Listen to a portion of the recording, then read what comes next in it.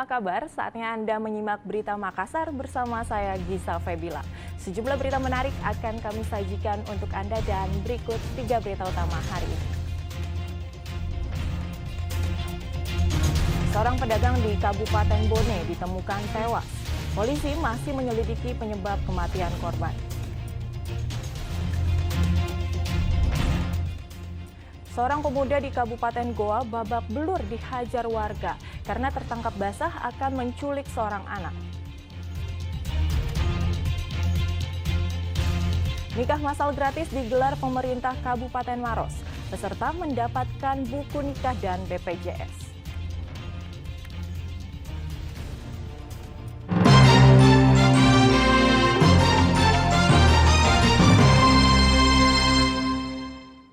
Seorang wanita berprofesi sebagai pedagang di Kabupaten Bone ditemukan tewas.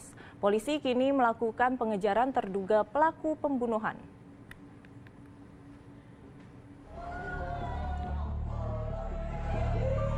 Seorang warga di Jalan Ahmad Yani Kota Watampone, Kabupaten Bone, Jumat siang ditemukan tewas bersimbah darah dengan luka leher, digorok, dan telapak tangan kirinya. Korban diketahui bernama Dahlia, berusia 54 tahun yang merupakan seorang pedagang. Saat peristiwa tragis itu terjadi, korban hanya sendirian di rumahnya. Korban ditemukan tewas saat sedang mempersiapkan barang dagangannya. Peristiwa ini membuat warga sekitar geger kemudian mengerumuni lokasi kejadian. Pihak kepolisian dan tim Inafis Polres Bone yang tiba lalu melakukan olah tempat kejadian perkara guna mengumpulkan bukti-bukti kematian korban. Selain itu, polisi juga mengambil keterangan warga setempat yang menemukan korban. Hingga Sabtu 11 November 2023, polisi telah mengetahui identitas pelaku pembunuhan sadis itu.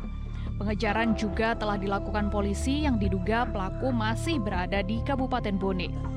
Dari hasil serangkaian pemeriksaan, termasuk keterangan sejumlah saksi, polisi mengerucut penyelidikan yang dicurigai hingga menemukan satu nama. Meski telah mengantongi identitas pelaku, namun polisi belum bisa mengungkapkan motif pembunuhan itu. Dugaan awal perampokan juga belum bisa dibuktikan, karena barang berharga korban, salah satunya seperti cincin dan kalung emas, masih melekat di tubuh korban.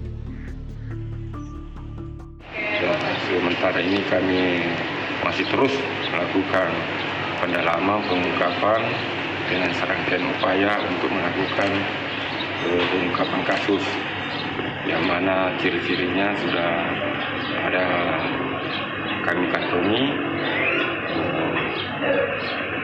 dan tim kami masih terus melakukan pengungkapan untuk menangkap pelaku. Sementara usai dilakukan otopsi, jenazah korban lalu dimakamkan di TPU Copoliang, Kabupaten Bone. Isak tangis anak dan kerabatnya mewarnai proses pemakaman korban. Muhammad Sardi melaporkan dari Kabupaten Bone.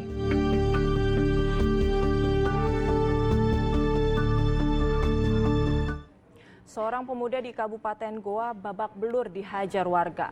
Ia tertangkap basah saat diduga akan menculik seorang anak SD. Korban berteriak meminta tolong sehingga mengundang perhatian warga setempat. Kenapa? Pencerahan ini? Iya. Masa? Darman Mansur berusia 35 tahun babak belur dihajar warga ketika mencoba menculik seorang bocah sekolah dasar di Kabupaten Goa pada Kamis pekan lalu. Sang bocah berteriak sehingga mengundang perhatian warga Jalan Mangka Daeng Bombong, Kelurahan Paci Nonggang, Kecamatan Sombaopu, Kabupaten Goa. Massa yang emosi kemudian menghakimi pelaku. Peristiwa ini bermula saat korban sedang membeli makanan bersama ibunya di sebuah warung kelontong di Jalan Mangka Daeng Bombong, Kabupaten Goa. Tiba-tiba pelaku datang dan memeluk korban dari belakang dan berusaha membawa korban dengan berlari. Korban kemudian berteriak sehingga mengundang perhatian warga setempat dan pengendara yang melintas.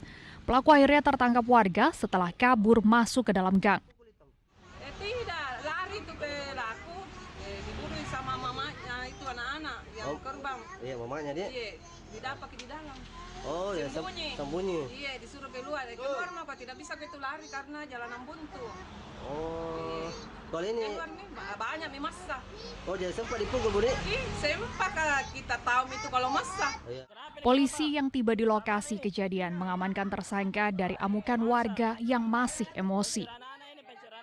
Andi Muhammad Sardi melaporkan dari Kabupaten Goa. Mana curi, Bu? Baru lari masuk di lorong buntu salah. Polisi dari Polres Pinrang mengamankan 7 pasangan bukan suami istri saat menggeledah sejumlah hotel, penginapan, dan rumah kos. Polisi menduga tempat-tempat ini telah dijadikan tempat prostitusi online. Satu persatu kamar di beberapa hotel di Pinrang diperiksa polisi dari Polres Pinrang. Hal ini dilakukan karena penginapan dan rumah kos diduga menjadi tempat prostitusi online. Polisi juga memeriksa identitas dan mengambil sidik jari pasangan yang terjaring razia tersebut. Kasat Reskrim Polres mengatakan laki-laki yang terjaring ada yang mengaku berprofesi sebagai pegawai bank swasta di Pinrang selain wira swasta. Mereka beroperasinya di wisma-wisma. Jadi mereka tinggal di hotel, uang hasil pekerjaannya dia itu jajakan seks, itu dia pakai untuk makan dan tidur tinggal di hotel. Berarti yang terjaring ini memang sudah profesinya seperti itu atau bagaimana? Nah, kami masih akan melakukan pendalaman apakah itu profesinya atau desakan ekonomi. Kami akan lakukan pendalaman. Pasangan yang bukan suami istri itu diduga bertransaksi melalui aplikasi micet dengan tarif antara 300 hingga 500 ribu rupiah sekali kencan. Suardi Gatang melaporkan dari Kabupaten Pinrang. 3 perawat di sebuah puskesmas di Kabupaten Goa diduga merekam video seorang pasien yang sedang kritis. Rekaman video tersebut diunggah di media sosial dan menjadi viral.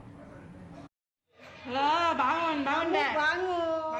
Video amatir memperlihatkan candaan 3 orang perawat saat menangani seorang pasien kritis di Puskesmas Kampili, Kecamatan Palangga, Kabupaten Goa.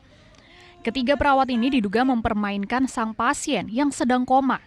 Sang pasien terluka akibat terlibat kecelakaan tunggal. Video ini pun viral di media sosial. Pihak puskesmas membantah bahwa perawat di Puskesmas Kampili mempermainkan dan mengolok-olok pasien. Mereka berdalih, aksi tersebut bertujuan untuk merangsang pasien agar bisa sadar karena diduga sedang mengalami pengaruh minuman keras. Itulah dia kan dikasih oksigen itu. Dia dibantu dengan alkohol menurut petugas itu untuk perangsangan, untuk merangsang agar sadar. Mereka pada saat begitu dia ada reaksi itu dia mulai menendang. Pada saat dia menendang itulah petugas itu kaget, dia lejir. Kepala Puskesmas Kampili mengaku telah memberhentikan ketiga perawat itu untuk sementara waktu. Andi Muhammad Sardi melaporkan dari Kabupaten Goa. Kejaksaan Tinggi Sulawesi Selatan menahan 2 orang yang terlibat 3 proyek fiktif di PT Surveyor Indonesia Cabang Makassar. Dugaan korupsi ini merugikan perusahaan hingga 2 miliar rupiah.